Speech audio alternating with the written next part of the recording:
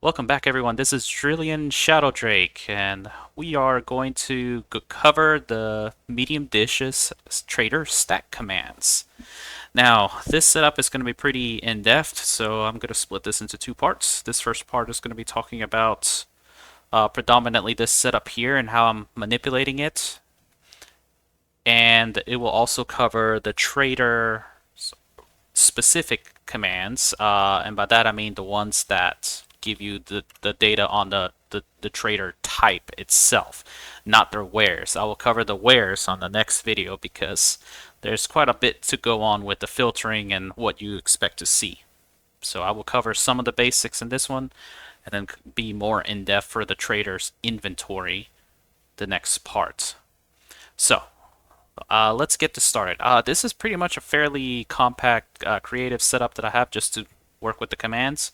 Right now I have brought down 6x6 far tier trader, hydroponics specifically, only because the hydroponics traders has a chance to sell Darga ferns and winter spawn. So they're here so that they don't accidentally go away, because they will be kind of crucial for the wares part. So in a sense, this whole thing is controlled by 5 chips.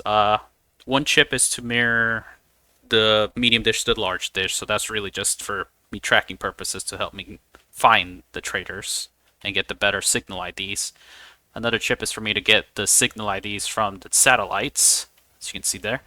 And then finally, the last 3 chips. One is to write to the stack, one is to read trader data, and the final one is to read inventory. So I will, that's in short, that's what the whole thing is. I just have displays and signs. I actually use signs to let me know what data is where. So in particularly, the biggest thing that you're going to see with the trader stack is going to be essentially this whole screen right here. Essentially this whole area's worth of data. So trader data is going to be the contact ID and then these 5 consoles. So I will go over those. And then the trader stock is relegated to these consoles as well as the little gas consoles. To make these work, let me pull out my crowbar. Basically, these consoles have a circuit board with the hash display in it. And so those circuit boards with the hash display are linked to specific memory chips because these things, you can't set them directly. They have to kind of map to something. This kind of a limitation for the hash display, but it works. Speaking of hash display, it actually has a mode. Mode 0 is prefab IDs, so basically items. And mode 1 is for the gas liquid data, which is something they added specifically for this. And that just tells you whether you have, what particular gas it is based on the data. See, you can see oxygen here. And apparently they don't have that.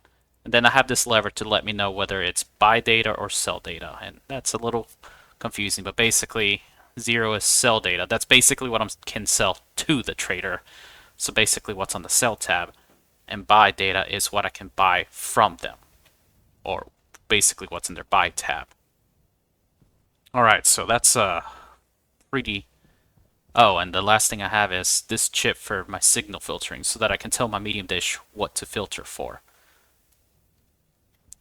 Okay, so let's begin going over the trader data. But before I do, I need to cover one thing real quick. Medium satellite dish. So when you go to the medium satellite dish and the autolathe and stuff, you see this internal memory right here. 256 bytes. Capital B is bytes typically. Lowercase b is bits. There's 8 bits in 1 byte. So typically, what this is saying is the memory of 256 bytes. Each trader instruction that I have seen so far is a combination of 8 bytes. So 256 divided by 8 means 32 stack points. So that means for the dish, I can use stack pointers 0 to 31 to store and or read data.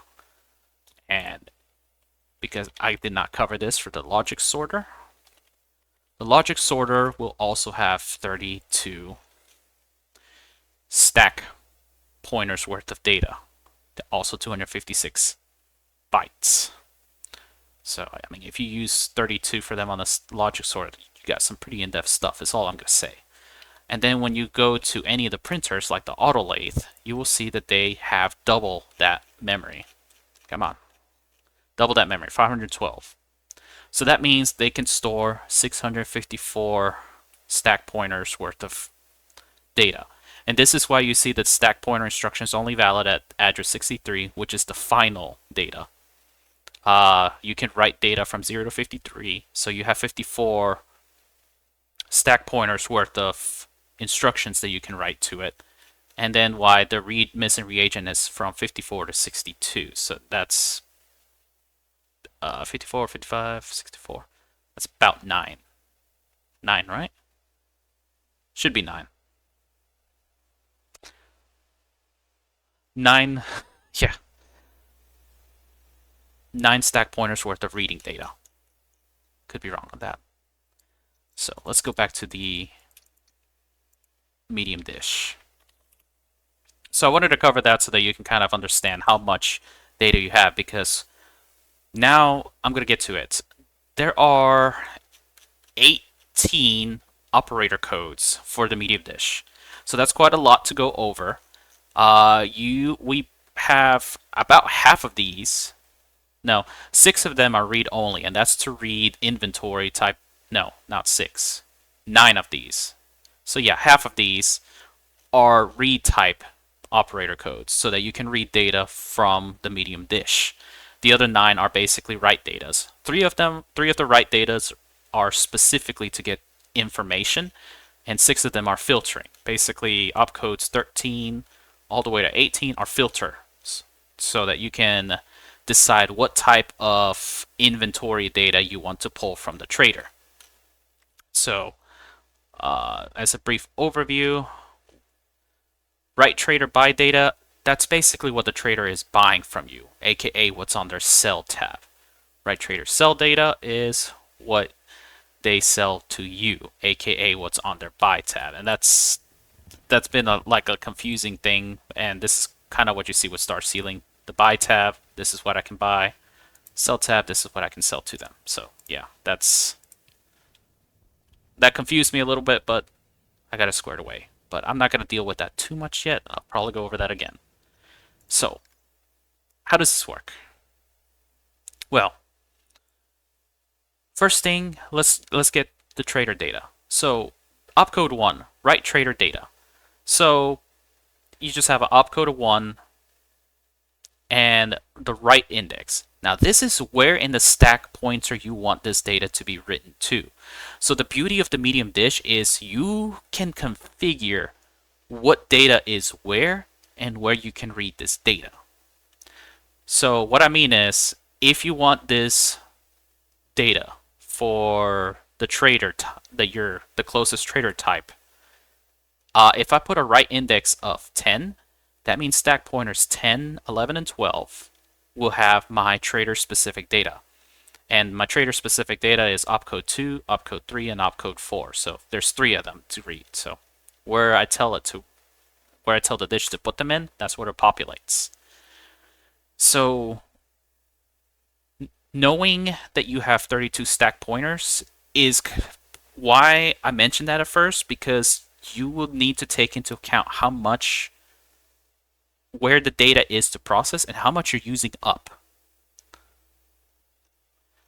Because with the write trader buy data and the write trader sell data, it's the same context. You have the write index for where in the stack pointer it will begin writing this data, and it also has a write count. So you can say, I want 5 inventory items from this trader, or 20 inventories. And so with that, if for example, I want to get the buy data, basically what you can sell to them, I can tell it to put it in stack pointer 20, and I want to see what 10 items they will be willing to buy from me. That means I'm using up stack pointers 20 to 29 worth of data. So if I write another operator data, I gotta be careful not to reuse any of those spaces. So yes, so this can get more confusing, but at the same point, this truly does let you customize exactly where you want to see data and what type of data. Then I'll go over the filter codes later, but that modifies the data further. So for excuse me. For now, we're interested in opcode 1. So let's go to my stack writer. So my stack writer has all my codes already pre-configured. I got some items already defined that we're going to be using later, as well as my gas bits.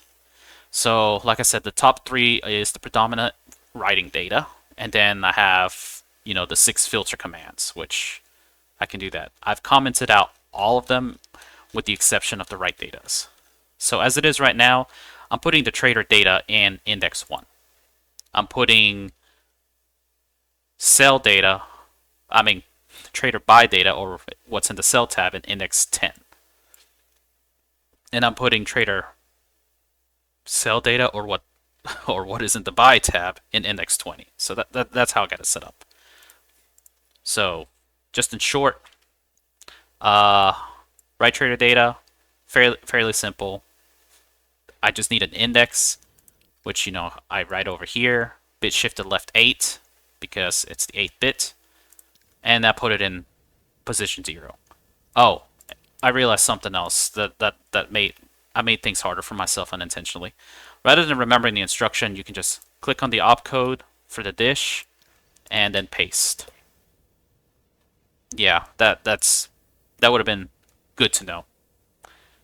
But anyway, so I wrote the trade data for where the trader data is at 1. So, you know, I could choose some other spots like 5 or 7 or anywhere else, but, you know, just so long as you know where you wrote it, that's where it goes. And the beauty of this thing is there is no looping instruction. So basically this is a single, you know, this code executes a single time and the dish changes dynamically. So that's pretty huge. So I'm not going to change anything. I mean, I can just reslot this and it'll write that data anyways. So let's go over what we're seeing here. So as it is right now, we're seeing data for a trader, and it looks like this is a food trader because what I can buy from them when the lever is open is food. Very likely this is a food trader. And it seems that what I can sell from them is essentially plant-based ingredients. That's very indicative of a food trader. And then these are gases that can, you know, sell or buy. So that's all dynamic. I'll go over that later. So let's talk about the first opcodes 2, 3, and 4. The first read data. So the first one is the strongest contact ID hash. And this trader ID hash is displayed right here. And that same hash comes from contact type ID. So that is 4212. So let's go to my medium dish, contact type ID. Oh, that is just going to be weird. Native A2. Oh, that's just weird. Okay, so that's because it's a negative number. Changed over. It's that. Let's see. Let me see if I can set the filter for something else. Let's see, 7787. So let me set the filter. 3824. That'll be the small dish. Oh, they're all negative, aren't they? 6072 is the last one.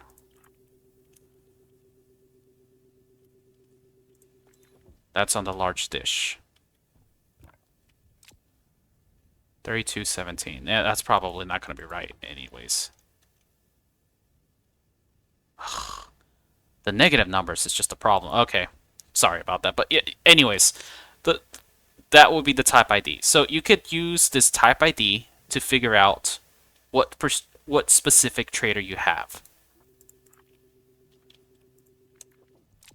that you're looking for, because there's 10 trader types currently in Stationeers, and they have their own unique ID to find out who they are. So for in this case, the food trader will have 4212 and so on and so forth. You can use that to figure them out. Let me just trader data import. And how this works in the code, which I forgot to pull up. The trader data reads the 3 trader data. So I have to get my opcode and then trader ID hash. I need a mask for that. So let me go over how to get that mask. So my trader ID mask, you see I wrote it in hexadecimal and I'm grabbing bits 8 through 39. And you see that I have 2 zeros here and 8 Fs. An easy way to get that is if you look at this data, it tells you how long the data string is. If you watch the video where I talk about how hexadecimal is a grouping of 4, a hexadecimal digit is a grouping of 4 binary bits. If we take this 32 divided by 4, that's 8 hexadecimal digits. So if I want a mask for my AND instruction, that is all Fs, I will need 8 Fs, 8 hexadecimal Fs. And then that's what I have here. Count them, 1, 2, 3, 4, 5, 6, 7, 8. And then these 2 zeros here are placeholder bits. I don't want the opcode. And you see 8 divided by 4 is 2. So that's 2 hexadecimal zeros. That's why the code is 008Fs. And if we go to the next instruction, grabbing the shuttle is an 8. So that's 2 hexadecimal digits. That's why I have 2 Fs. And if the same follows through with the tier and the contacted. And then for the final command, it's the same thing. What's to resolve is 16. 16 divided by 4 is 4. So I need 4 Fs. Same 2, 1, 2, 3, 4. Mask life is the same thing. 1, 2, 3, 4. Done. So that's how you get your masks for whenever you're doing AND instructions. I could have covered that. And so now what I am doing is I am having this read the data and I'm checking the opcode. So if it's an operator code 2, I come down to this branch and get the information I can from operator code 2, which is my trader ID hash. So I AND my code with the mask bit shifted right 8 because it's in the 8th position. And it's the same logic across the different operator codes. And then it gets written to consoles. So now that I've gone over my code, and you can build the same thing. Let's go over the next code. So operation code 3. This is the strongest contact metadata. So right now we are at the medium trader, the food trader, which is galactic groceries. So this is the metadata for galactic groceries. So it's a shuttle type of 3. So what that means, I believe I have the data here. So the shuttle type, it just kind of tells you what type of ship it is. So we have drop ships and planes, and apparently the drop ships have a normal version and a gas version. So there's a small dropship for the 3x3, small gas 3x3, medium dropship 5x5, medium gas dropship 5x5, large dropship 6x6, and the large dropship gas 6x6. And then you have 2 for the planes. The medium plane is the 7x7, and the large plane is the 8x8. So that's, data you could potentially use to know what kind of trader it is. The trader tier is basically telling you what tier trader it is. So you have close, medium, and far. Fairly simple. Then the contact parameter is whether you have contacted this trader or not. And by contacted, I mean you've interrogated them with the dish. So technically, this data is available to you in some way with the internal logic. The interrogation progress is basically the contact. Now, the trader tier is something you have to kind of derive, and you can do that by reading the size X or size Z, because that'll tell you, whether you need a 3x3, 5x5, 7x7, pad. And then that just comes from the knowledge that 3x3 are close tiers, 5x5 and 7x7 are medium tiers, 6x6, 9x9 are far tiers. So you can kind of get that. The shuttle type is only with the stat command, so you can't get that through your normal logic. And like I said, the trader type ID is the contact type ID. Now, the strongest contact signal data. This operation code is right now not very useful to you. The power, what's to resolve, does not relate to what the trader needs in particular. If you look at the logic, minimum watts to contact, that's how much power you need before you can begin the interrogation process. And right now, that's just telling us that that's 100. If we look at the medium dish, we can scroll down to the minimum watts to contact, and you see I need 196.8. So that data does not match. It turns out that this is kind of like a static data. For a close tier trader, you need 10 watts. For a medium tier, you need 100. For far tier, you need 5,000. So it's useless information. Maybe the devs will update it so that it will match the what minimum power for contact. And then, unfortunately, the lifetime is also useless information. You can't get it in the logic, but the problem is that does not update at all. I can change the filter. Let's see, 6072. I can change the filter so that changes. See, it's 967. Change it back. 1777. That was exactly what it was before. And that's supposed to be the time in seconds you have left before the trader goes away. And if we look at the 5x5 trader, Galactic Groceries is 18 minutes, 30 seconds. Quick math on that. 18 times 60 plus 30. Yeah, 1,110. So you see that did not update. In fact, the only time I've seen that change is when a new trader rolls, or let me just save real quick. Leave the game.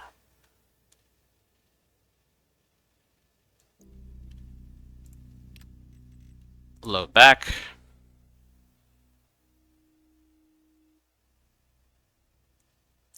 Jiggle my dish. Yes, now you see it updated. But that's not useful information if it's not updating constantly. I need to fix this. So that's honestly one of the not very useful pieces of information. So I guess in short, the only thing this can kind of help you with the trader data, if you can get the trader ID hash, you could probably have like a script to look up your 10 trader hashes, and you can look it up at the Stationpedia wiki. And actually, I'm not sure that this has it. Trading, yeah, I don't know that this has it. Can I do build inc?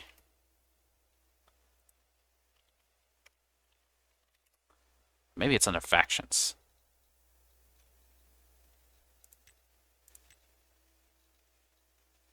Oh, wow. I don't think I found it. Anyways, the Stationpedia wiki, the community-led one, has the trader hash IDs, and you can probably use that in combination with what you get to probably have like 5 LEDs with a sign next to them. 10 LEDs, my bad. 10 LEDs with signs next to them, and depending on what this hash ID comes out with, you just turn on the appropriate LED. That, that way you can have an LED blink that says, hey, this is my food trader, so light comes on food trader. And if I swap the filter to 6072, which is my hydroponics trader currently. That's that trader. Then 3217, that's my hydroponics trader, and then boop, light for hydroponics trader comes up. Fairly simple. Actually, that's the other thing I wanted to say.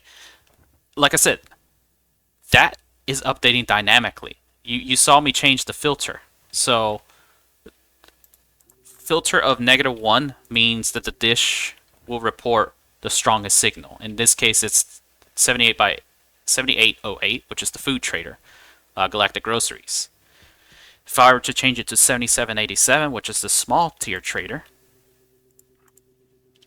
that's orbiting oxygen, which is a gas trader, and you can kind of see they're buying ISIS, selling oxygen, or selling just straight gases. So yeah, this is actually a pretty strong tool that if you can get the 3 IDs, you can quickly scope out what this trader could be and decide if it's worth calling them down for yourself. I think that that's probably a major plus to something like this, because let's just be honest, most of the stock is the same, but there's very few traders like the 6x6 hydroponics trader that could potentially roll certain items that you may want, such as the Darga Fern or the Winter Spawn. So let's see. So that covers the trader types. So next part we'll cover the inventory. So let's see. All right, hope to see you then.